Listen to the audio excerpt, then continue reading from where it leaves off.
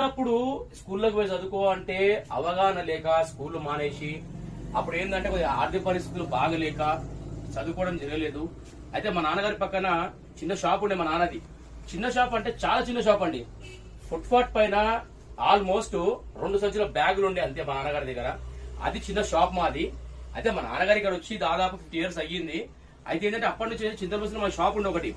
అది అయిన తర్వాత ఏంటంటే రోడ్ నెంబర్ 10 లో షాప్ అనేది చిన్న పెట్టుకున్నాం ఫుట్పాత్ పైన. అది బతుకుదేరు కోసము ఎప్పటికప్పుడు చేసుకొని తినేంత చిన్న స్థాయిలో ఉన్నమాట. 2000 లో షాప్ మాది. అది అంతకు ముందుకు ఏంటంటే 2000 అంటే నాకు తెలిసినప్పుడు ఏంటంటే 94, 95 లా స్కూల్ మానేయడం జరిగింది.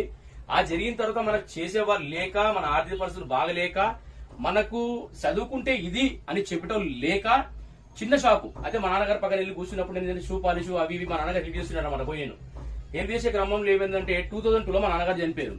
చనిపోయినప్పుడు మా నాన్నగారు నాకు ఇచ్చిన ఆస్తి ఏం తెలుసా, ఇల్లు అవన్నీ సమకూర్చారు బాగానే, అవేం లేదు. పర్సనల్ గా మేము తినడానికి మాకు ఏం లేకుండే అండి. 2 బస్తాల బ్యాగులు, ఆ బ్యాగులో ఒక చెప్పులే, ఒక ఏంటంటే సామాన్లు. మేమేంటంటే కులవృత్తి మాది ఇదే, చెప్పుల షాప్ మాది. చిన్నప్పటి నుంచి కూడా పాత చెప్పులు కుట్టడం మా కులవృత్తి. అయితే ఆ కులవృత్తి గురించి వర్క్ చేయడం